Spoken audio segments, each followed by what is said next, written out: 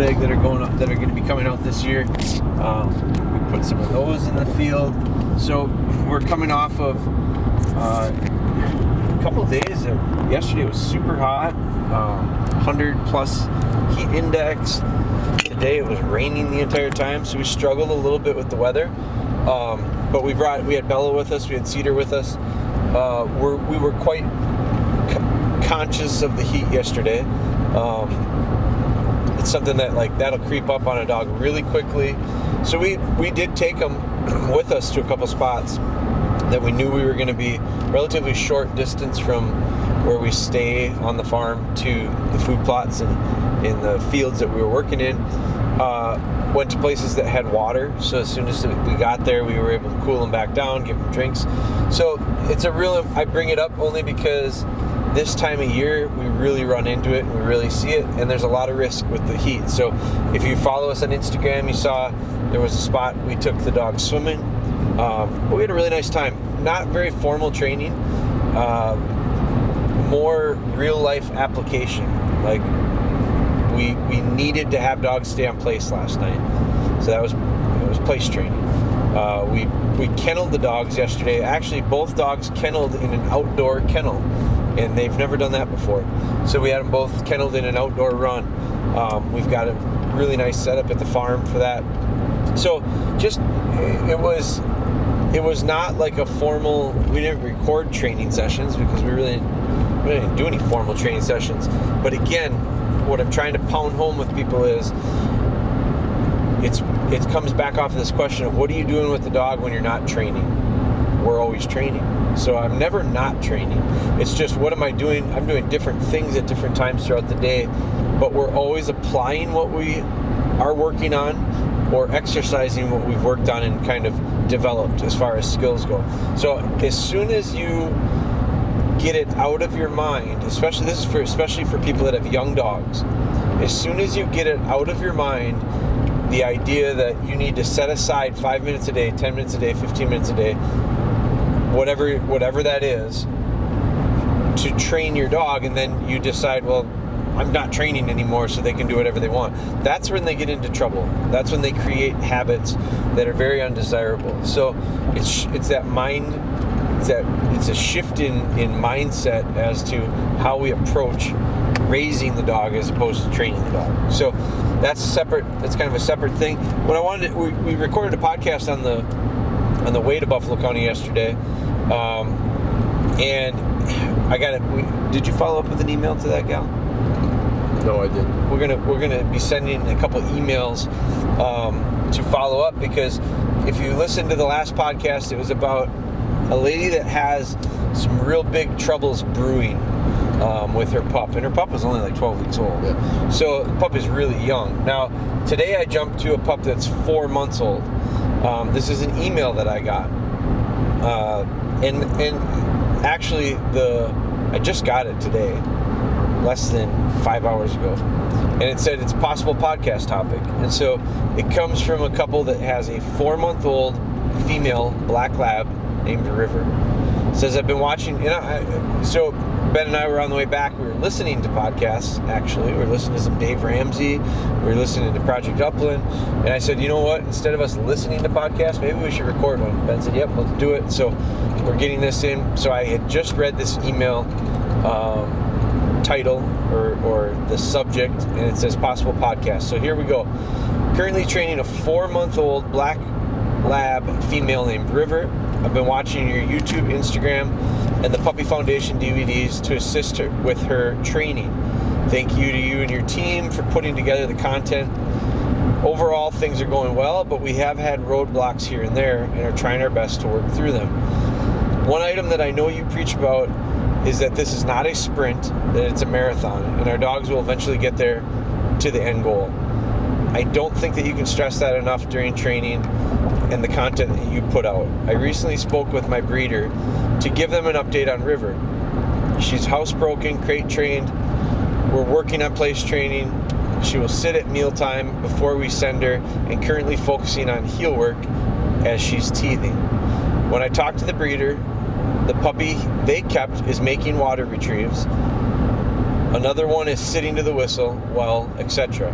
They commented that you need to start retrieving more, building that drive, etc. I did a handful of retrieves in the hallway prior to her teething, and she would bring it back. We moved outside, and she would do fine, and then the next one she would run off, or run around me. I tried this twice with the same results and stopped retrieving until she's done teething, and I'm comfortable with that. That being said, I think the more you talk about every dog being different and taking time to focus on their end results, the better it reinforces it to me and to others that are trying to do the right thing. Thanks for taking the time and for the great content. Now, so not really a question, but I think it brings up some interesting points that this will be for people that sent me this question. I think it said Jeff. It was Jeff and Tiffany.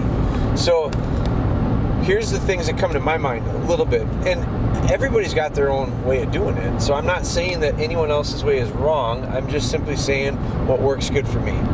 And if it works good for me, maybe it'll work good for you, maybe it won't. So I have seen it happen consistently enough over the years with lots of different dogs of lots of different styles and lots of different breeds, and usually the dogs are pretty much the most consistent part of the equation. It's the handlers that vary. And so I don't know how exactly to read into that one. Part of how I'm reading it is, the breeder has these dogs doing, I'm reading it as the breeder has these dogs doing maybe more. I don't know if that's how you intended it or not. I would agree to a point. They're doing more things in one way. They're doing not as much in the other way, maybe. So is it more or is it different? Probably more different than more, like volume. So I think I would say,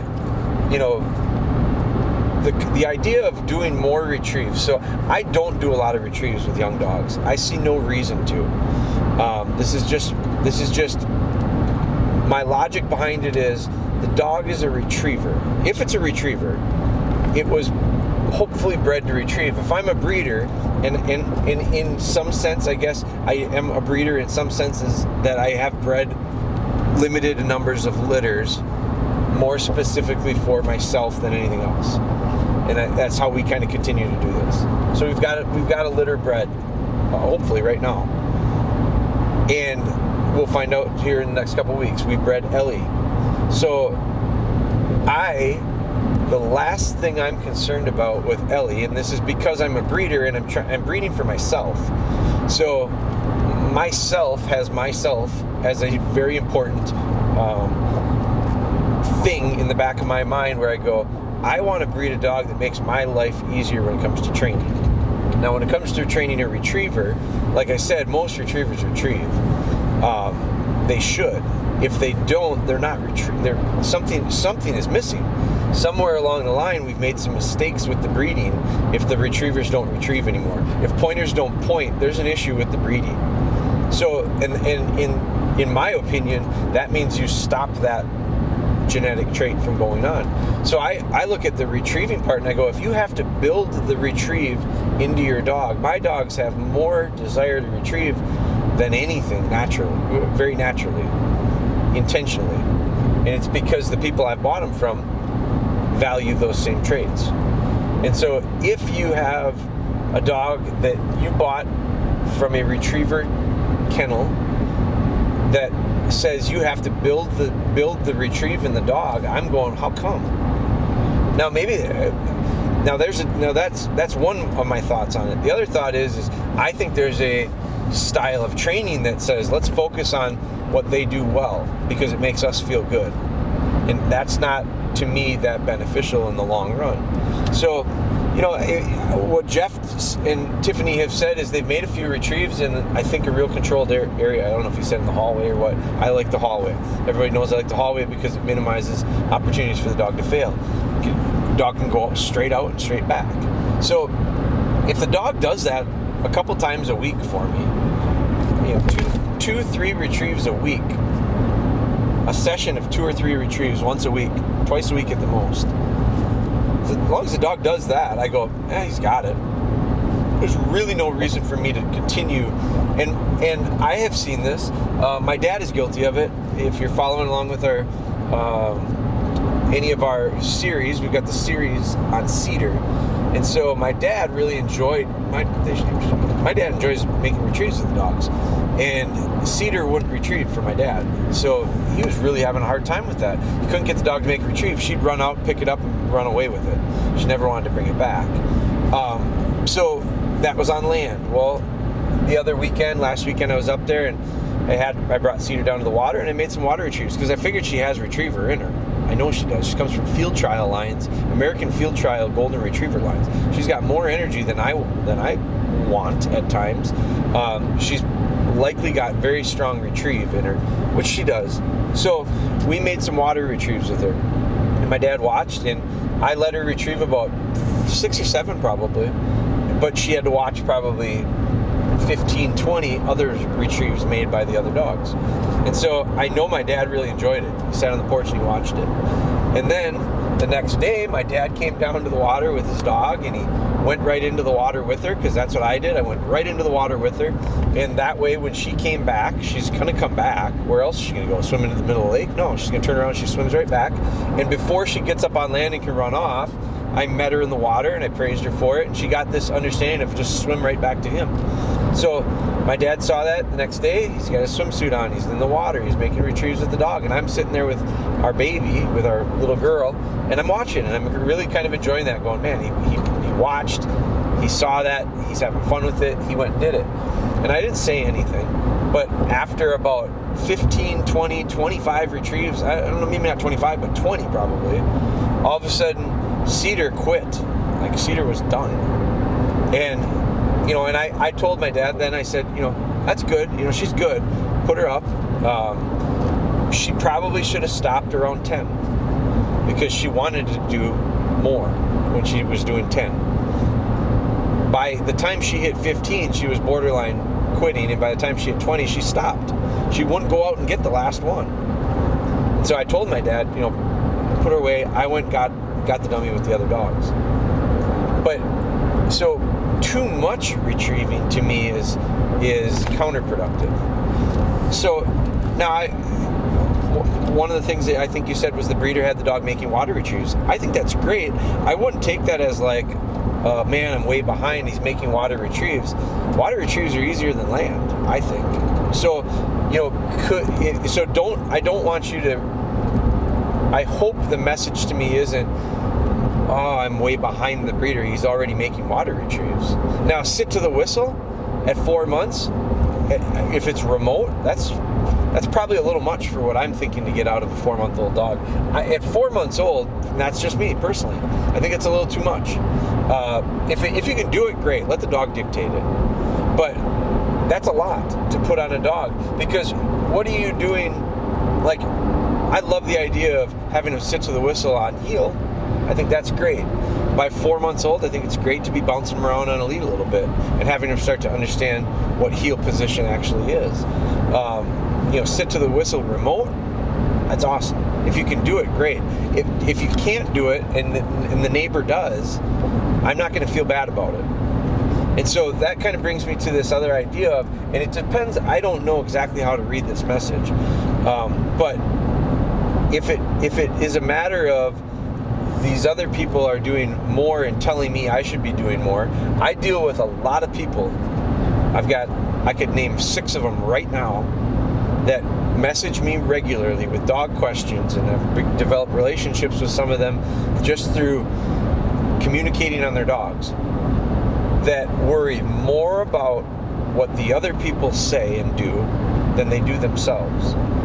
And so I think that is one of the biggest crippling factors to someone who's a do-it-yourself trainer.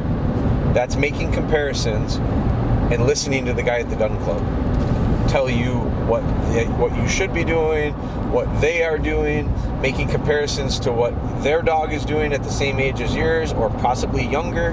So I look at it now. He was talking about littermates, and I'll bring up a point about littermates.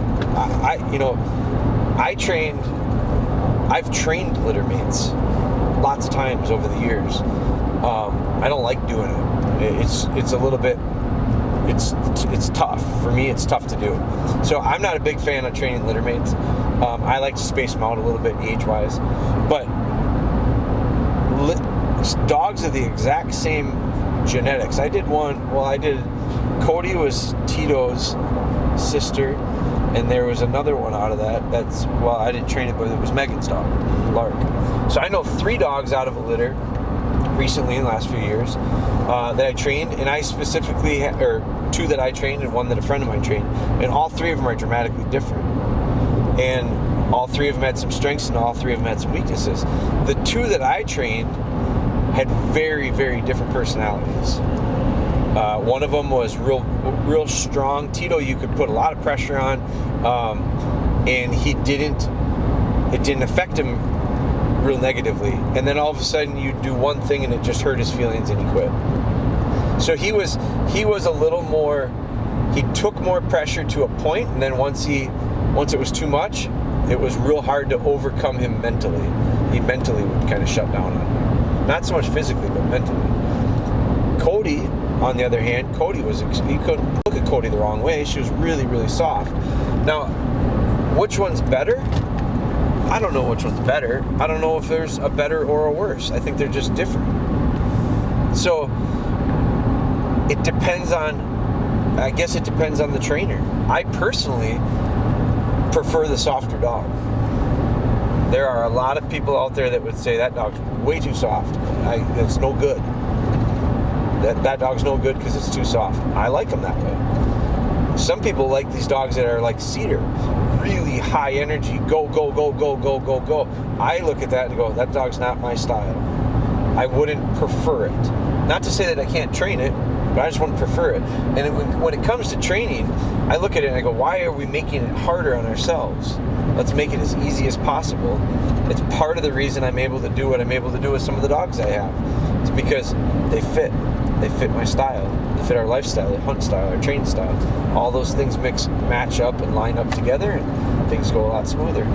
But I don't think comparing to other dogs or other trainers or other people's progress is a wise thing to do.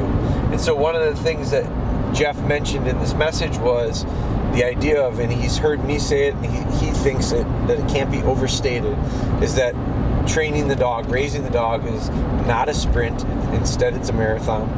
If you decide to come, I see it way too often where the energy and the excitement of getting the new puppy creates so much issues because you want to do it all in the first 4 months.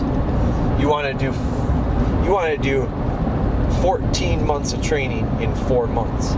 And the dog is super smart. I've heard this always. My dog is so smart. My dog accelerates a lot quicker. That's great, but it's going to bite you. It will, trust me. It's going to, because you're going to go too fast.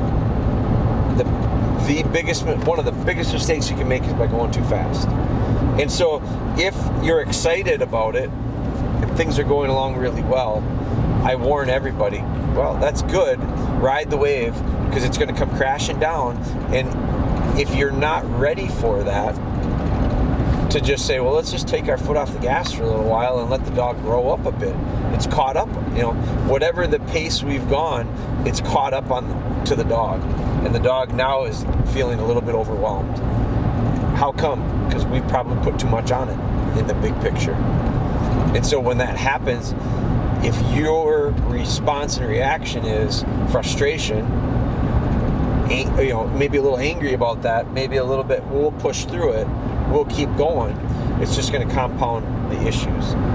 If you go, you know what, we got what we could get out, and now we just wait until we're ready to take the next step.